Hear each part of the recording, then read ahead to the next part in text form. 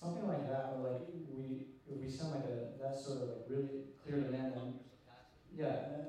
But the thing is, like, if the public overwhelmingly accepts something like that, it's so obvious. Like we tell them we want real democracy, we want end of corruption, we want better representation. The majority of the public, I'm sure, would be in favor of that. So for me, it would be keep growing the movement, getting more and more people involved, reaching more people, telling them what it's really about.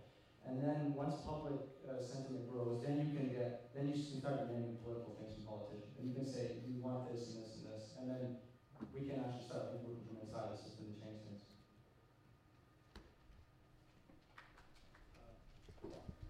I just want to pick up where Megan was, because this whole experience, I've been there since the beginning as well, has probably been one of the most exhilarating experiences of my whole life.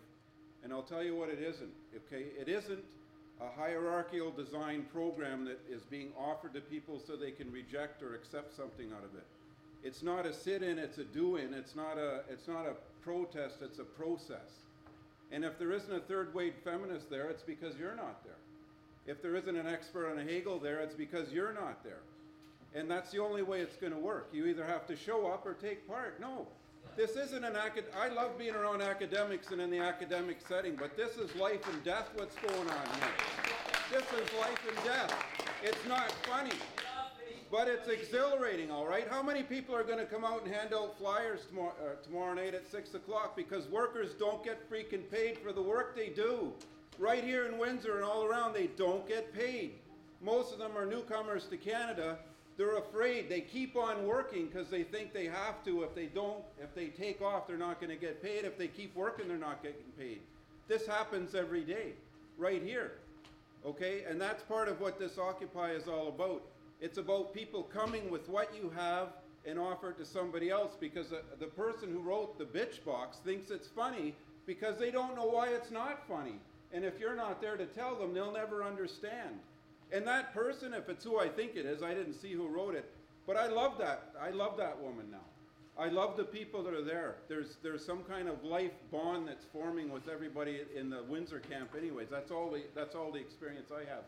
But if you're not involved now, you're going to miss out on something, whatever it might be. I don't want to build it up into something that's going to not be what it might be, but it'll be nothing if people just sit back and pick it apart and don't come. That's it.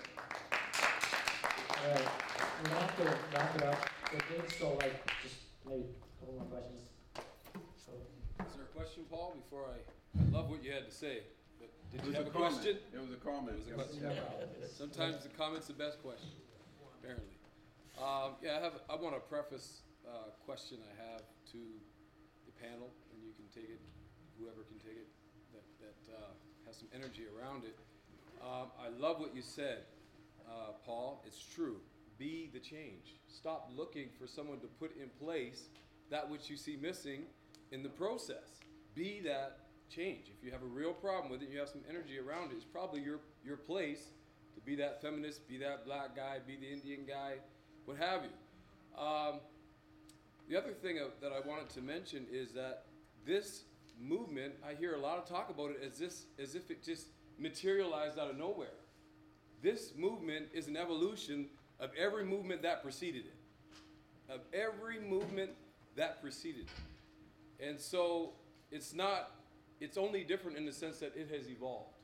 You're going to see similarities in this movement with every other movement. Christianity was a movement. There was no Christianity in the world when Christ was here. They called it Christianity after he left. And that's the point I want to hinge on. Leadership. One of the dirty words in Occupy, which I cannot figure out why, is leadership. Oh, we don't have no leaders here. You have no leaders here? They cut heads off of leaders, that's why. Oh, thank you. That's a lot different than we have no leaders. Everybody's a leader. Everybody in this room, you're a leader in the movement. And you have to carry yourself, I'm speaking to myself first and foremost, as a leader of the movement. As soon as you show up, you're attracting people to the movement, or you're distracting people, or pushing people away from the movement. And I've experienced some phenomenal people who are attracting people to this movement, and I've experienced some people who were disgusting to the movement. And I would have left had I not had the resilience to stay and to know that these things are part of the movement. Elitism. The people I'm talking about, they have the 1% personality. Talking the 99% lingo, walking the 1%, if you know what I'm talking about. They're not walking the talk. They think they are. You think you are. Maybe I am. How we know we're not doing that is by what Paul did. Let's call each other out. If you see me walking in a way that's not 99, call me out. Take me aside. Don't put me down. Don't knock me down. Don't kick me around. And be 1% without a doubt. Hold me accountable for what you think the movement is all about.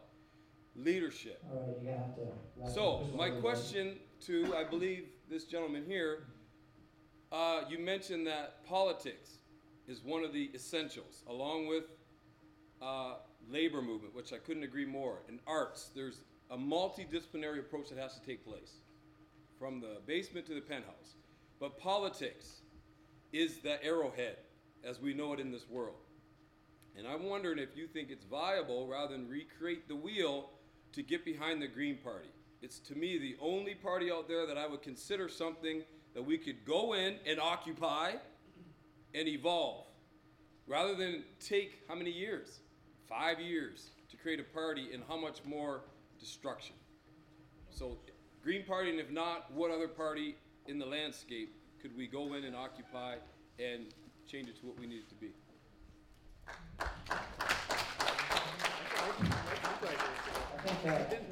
I agree with that. I think we should work both within the system and outside the system. It makes no sense to ignore what's already there, even if we find no suitable. Well, I mean, it's of course the way our system is supposed to work is you pick the best of the worst. Nobody fully represents. No party fully represents all everybody's views, or no.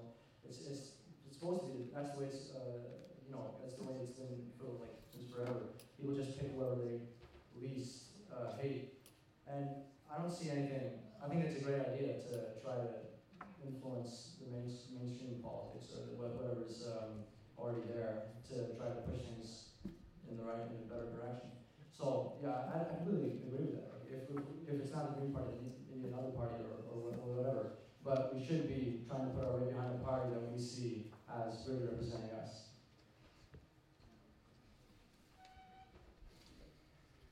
Okay, we're supposed to be finished at 6:30, and people are coming in, I'm guessing, for another class. So if it's a really important question, then try to make it really as good as possible. Okay. Is this on? No, it's not on. Oh. Okay, whatever. Firstly, wow, people are getting really passionate, so I'm a little nervous.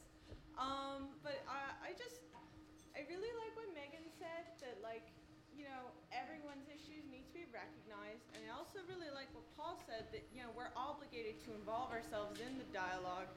So that's why I'm up here right now.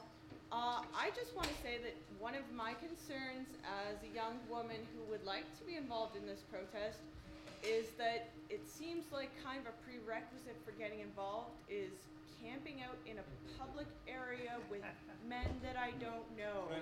And for some people, that makes them a little nervous. So I just want to know what can be done to make it more accessible? How can we get involved without?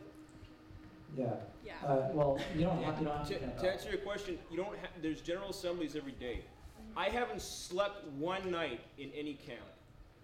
There's a reason for that. I'm a carny. I just spent 6 months sleeping in fields and parking lots. So when I got back, Occupy started, I said, no, it's okay. But I've been going every day and sitting on a forum right now. You know what I mean? Yeah.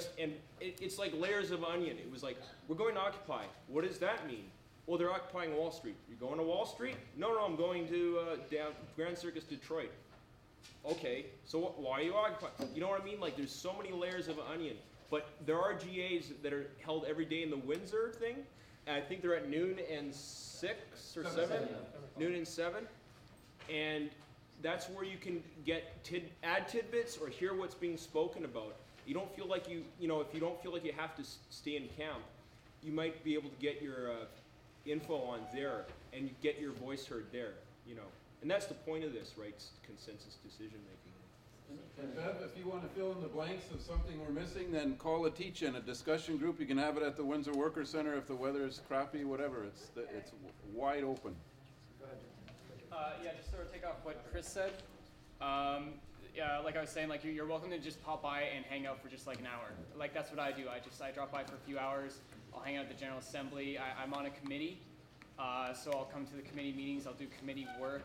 I'm doing Occupy Windsor stuff, but I'm not at the Occupy Windsor site right now. You can hold a teach-in like Chris said. If there's some kind of event you want to hold, like you're more welcome. Just come in as you can. A lot of people, they go to school, they work. It's just not possible for them to be there all the time, and they just come when they can.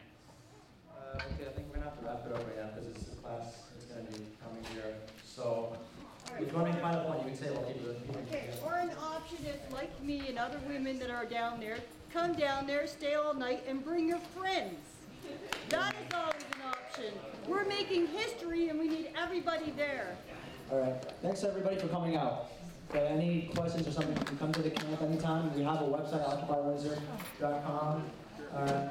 Right, it's .com. And yeah, so, welcome to everybody.